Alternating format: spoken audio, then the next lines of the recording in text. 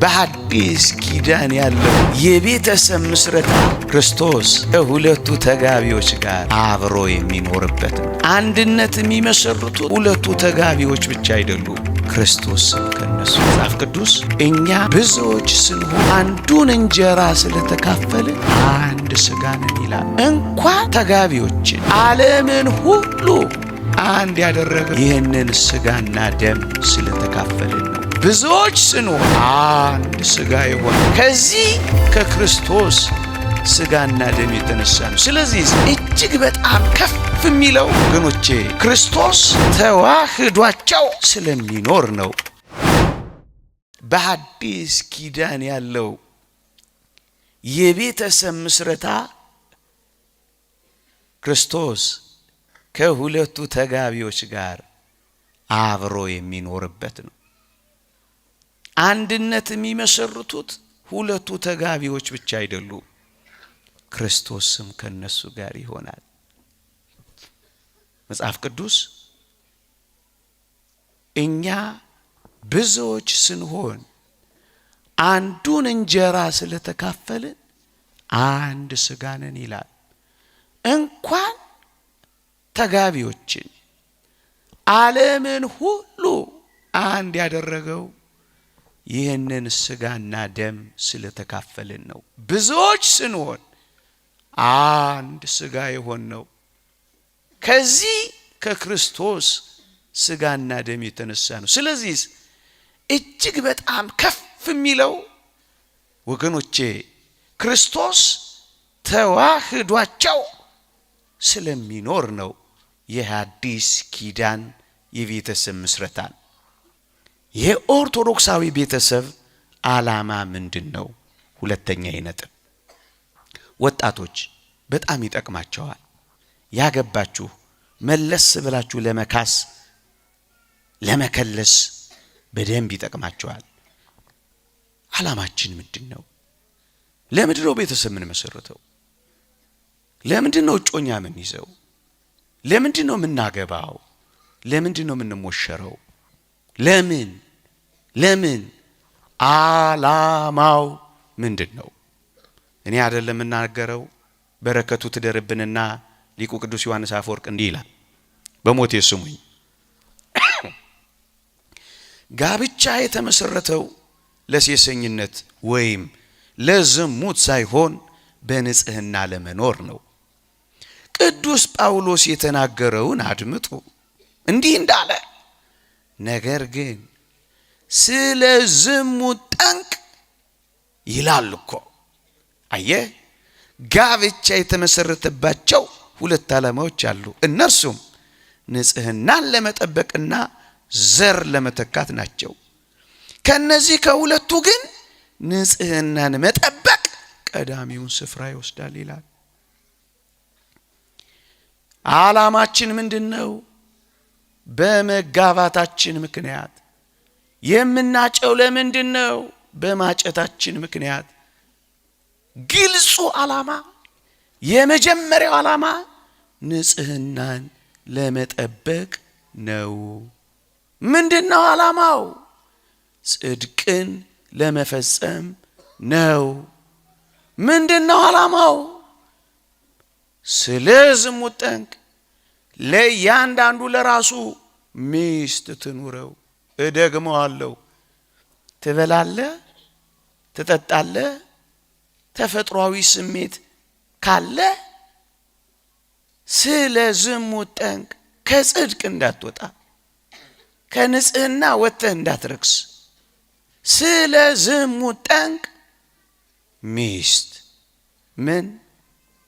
ሚስት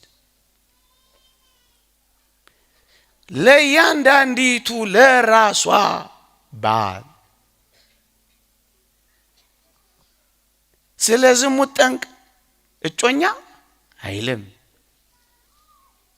ስለ ዝሙት ጠንቅ ቦይፍሬንድ አይልም።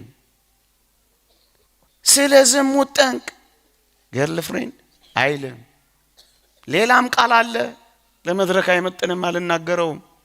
ሚስት ባል የሚለው ቃል ምን ያመለክታል?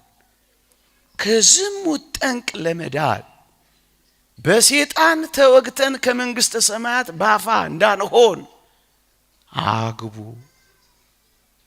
ምን ለመፈጸም? ጽድቅን ለመፈጸም። ዓላማው ምንድነው? ንጽህናን ለመጠበቅ ነው። አንድ ሊቅ ምን ይላል? የምንኩስና ህይወትን መምራት ለማይችሉ ሰዎች ጽድቅን ዓላማ አድርገው እንዲኖሩ የተሰጠ ህይወት ነው ይላል። ቅዱስ አትናቴዎስ ሁለቱ የጽድቅ የህይወት መንገዶች ይላቸዋል ምንኩስናንና ጋብቻን። ትጋሃ ሌሊት ከሌለን፣ እንደ መነኮሳት መንኖ ጥሪት ከሌለን፣ እንደ መነኮሳት ተጋርሎ ካነሰን ጽድቅን በምን እንፈጽም? አግቧ። ደሞችን ብላችሁ ከዚህ ከወጣችሁ በኋላ እንዳትጀምሩ። ታግሳችሁ ስሙኝ እናቴ ልጅ፣ ጉድ እንዳትሰሩኝ። ዓላማው ጽድቅን ለመፈጸም ነው። ልብ ብላችሁ ስሙኝ። መጽሐፍ ቅዱስ ወደ ባህሪያችን ዘልቆ የገባውን ጾር ድል እንድንነሳ የሚያዘን በንጹህ ጋብቻ ውስጥ ነው። አግቡ የሚለን እኮ ለዚህ መጽሐፍ ቅዱስ መጋባት በሁሉ ዘንድ ክቡር መኝታውም ንጹህ ይሁን ይላል። ንጹህ ማድረግ ነው ዓላማችን። መጽሐፍ ቅዱስ እንድንጋባ የጠየቀን የብዙ ልጆች አባት እንድንሆን አይደለም። ደግሞ ያለው እግዚአብሔር እንድንጋባ የጠየቀን የብዙ ልጆች አባት እንድንሆን አይደለም። እና ለምንድነው ካላችሁኝ ሰይጣን እንዳይፈትናችሁ ነው የሚለው። በሰይጣን ተፈትነን እንዳንወድቅ ምን አድርጉ? አግቡ፣ አግቡ። እንደውም ግልጽ ቃል ብዙ ልጆችን መውለድ ብትፈልጉ አግቡ አይደለም ያለው። እና ምንድነው ያለው? ራሳችሁን መግዛት ካልቻላችሁ አግቡ። እነዚህ ሁሉ ምንን ያመለክታሉ? ዓላማው ጽድቅን፣ ንጽህናን መፈጸም። ሌላ ዓላማ የለውም። ነገሩን ሰብሰብ ለማድረግ ስለመሸ ለምን ይመስላችኋል አንዳንድ የቤተሰብ ምስረታዎች እንቅፋት የሚያገኛቸው? አንዳንድ ትዳሮች መከራም ይገጥማቸው፣ አንዳንድ ልጆች የሚበተኑት፣ አንዳንድ ትዳሮች የሚፈርሱት ዓላማውን በትክክል ስለማይረዱ ነው። ወይም ዓላማውን ሌላ ነገር ሲያረጉት ነው የሚሰናከሉት። ለዚህም ሊቁ ቅዱስ ዮሐንስ አፈወርቅ እንዲህ ይላል፣ ገንዘብን አትሹ፣ የወላጆችንም ባለጠግነት አትመልከቱ፣ የትውልድ ቀየውንም ባለጠግነት አትዩ። እነዚህ ሁሉ ነገሮች ዋና አይደሉምና። ገንዘብ ያስፈልጋል፣ እውነት አሰብ፣ ዋና ግን አይደለም። የወላጆች ባለጠግነት ቢኖር አይጠላም፣ ዋና ግን አይደለም። ሎካል ወይም ዲያስፖራ ቢሆን ይጠላል፣ ዋና ነገር ግን አይደለም። ወገኖቼ ለዚህ እኮ ነው ገንዘብን አትሹ፣ የወላጆችንም ባለጠግነት አትመልከቱ፣ የቀየውንም ታላቅነት አትዩ። እነዚህ ሁሉ ነገሮች ዋና አይደሉምና ካለ በኋላ እና ዋናው ነገር ምንድነው ካላችሁኝ ንጽሐ ነፍስን፣ ፈሪሃ እግዚአብሔርን፣ መልካምነትን፣ ደግነትን ተመልከት እንጂ ይላል። አንተ ጎበዝ ወጣት ንጽሐ ነፍሷን፣ እግዚአብሔርን መፍራቷን፣ መልካምነቷን፣ ደግነቷን እንጂ ሌላ ነገሯን አትመልከተው። አንቺም ቆንጆ ሆይ ንጽሐ ነፍሱን ለጽድቅ ያበቃኛል ወይ? የእግዚአብሔር መንግሥት ያወርሰኛል ወይ? በስነ ምግባር ያጌጠኛል ወይ? እንቁረብ ስለው እሺ ይለኛል ወይ? እንድተጋና እንዳበረታ አጋዥ ይሆነኛል ወይ? ወደ መንግሥተ ሰማያት ይዞኝ ይገባል ወይ? የነፍስ ንጽህና አለው ወይ? ሌላውስ ዋና ነገር አይደለም። ለምን? ገንዘብን አትሹ። ለምን? ወዳጄ ገንዘብ ይመጣል ይሄዳል፣ እውነት ሐሰት። ይተረፋል ይከሰራል፣ እውነት ሐሰት። ይገኛል ይታጣል፣ እውነት ሐሰት። አየ ገንዘብን ማዕከል ያደረክ እንደሆነ ስትከስር ልትሄድ ነው፣ ሲያጣ ልትተይው ነው። የገንዘብ ኪሱ ሲሞላ ልትስቂ ነው፣ ኪሱ ሲሳሳ ልታሳቅቂው ነው። ስለዚህ ወጣቶች ሆይ የነፍስ ባለጠግነቱን እግዚአብሔር ባለጸጋው አለው ወይ ነው እንጂ ዋና ነገር ያስፈልጋል፣ ዋና ነገር ግን አይደለም። የተወደዳችሁ ኦርቶዶክሳውያን ዓለምን እያያችሁ ነው። ሰዎች በጣም ገንዘብ ባደራጁ ቁጥር ትዳርን እያረከሱ አንዳንዶች እናያለን። ሁሉም አይደሉም። የመኪና ጎማ እንደሚቀይሩት ሚስት እየቀያየሩ፣ ሸሚዝ እንደሚለዋወጡት ሚስት እየለዋወጡ፣ እልል ባለ ድግስ በብዙ ድንቅ መኪና አጅበው ያገቡ ባዶ ቤታቸውን ያስቀመጡ፣ የሰርግ ቤትና የለቅሶ ቤት ሚስት ያበጁ፣ እንዴ የብረት አጥር ይሆንልኛል ያሉት የሳጠር አጥር ሆኖባቸው የተሳቀቁ፣ ተውበው ጀምረው ማዲያት አውጥተው የጨረሱ ስንት ናቸው?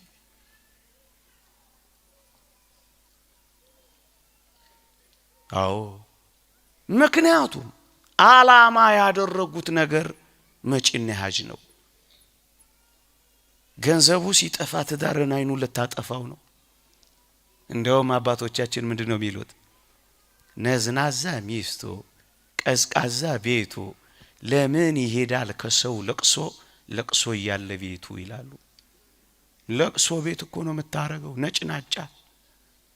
እኛም ጋር እኮ አንዳንድ ያለ የልደታ ሰሞን የደሞዝ ሰሞን ያለው የቤት ውስጥ ፌሽታ 20 ምናምን ሲገባ 23 24 25 ሲሆን ደግሞ ያለው ንጭንጭ እኮ አይጣለው።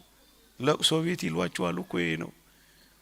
ገንዘብ ሲሞላ ይስቃሉ፣ ገንዘብ ሲሳሳ ያኮርፋሉ። ይሄ ለምን መሰላችሁ? ማዕከል የሚያደርጉት ፍራንካውን ብቻ ይሆናል። እየሰማችሁኝ ነው? ይሄንን ሲያሳድዱ ቤተሰባቸውን ያፈረሱ ስንት እንደሆነ ቤቱ ይቁጠረው። አንድ አባት አዲስ አበባ ላይ አንድ ባለጸጋ ተናገረው የተባለውን ሁሌ እናገረዋለሁ ስለሚገርመኝ። ምን አላሉ? እኔ ፎቄን ገንብቼ ስጨርስ ቤተሰቤ ፈርሶ ጠበቀኝ አላሉ። ምን ያረግልሃል ልጅ የማይቦርቅበት ህንጻ? ምን ያረግልሃል ሚስት የማትስቅበት G+ ምንትስ? አየ ገንዘብን አትሹ የሚለው ሊቁ ዮሐንስ አፈወርቅ ለዚህ ነው። ይልቅስ ጽድቅን፣ ይልቅስ የነፍስ ባለጠግነትን፣ ይልቅስ እግዚአብሔር አለ ወይ ማለት አንድ። ሁለተኛ የተወደዳችሁ ኦርቶዶክሳውያን ውበትም ቢሆን ያስፈልጋል። ከተገኘ ሰየው። ሰልካካምነትን ማን ይጠላል? መለሎነትን ማን ይቀየማል? ሰየው። ዋና ነገር ግን አይደለም። ለምን ካላችሁኝ ውበት ይመጣል ይጠፋል፣ እውነት ሐሰት። ፀሐይ ሲወጣበት ይመክናል፣ እውነት ሐሰት። ችግርና ህመም ሲጎበኘው ይወይባል፣ እውነት ሐሰት። ይህን ሁሉ ተውትና የወሊድ ጊዜ ያለው ያ ተክለ ቁመና ይጠፋል አይጠፋም? አንዳንድ ባሎች አሉ ሚስታቸውን ቆመው ማያሳርሱ። ዋ አጥሚት ተጠጪና እንዳትወፍርባቸው ስንት ጠጣች እያለ ቲክ የሚያደርግ ባል ከተማ ውስጥ እንዳልሰ ውበቷና ቅጥነቷ ስሊምነቷ እንዳይጠፋ እሱ አጥሚት ተቆጣጣሪ ይሆንላችኋል። ምን አለ ወገቧ ቢጠገን አንተ የሰማችሁኝ ነው? ውበት ሐሰት ነው፣ ደም ግባትም ከንቱ ነው።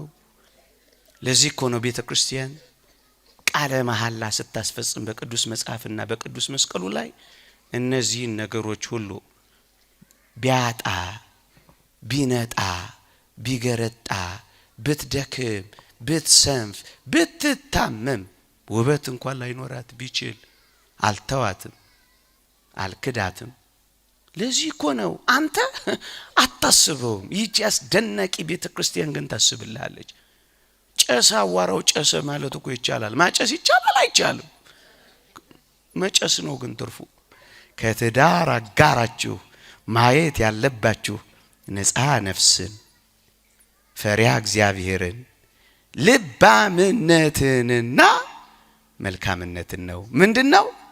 ልባምነትንና መልካምነትን ነው። ዓላማችን ይሄ ነው። ዓላማችን ይሄ ነው። ይቆየን። የእግዚአብሔር ቸርነት፣ የእመቤታችን አማላጅነት፣ የቅዱሳን በረከት ረድኤት አይለየን።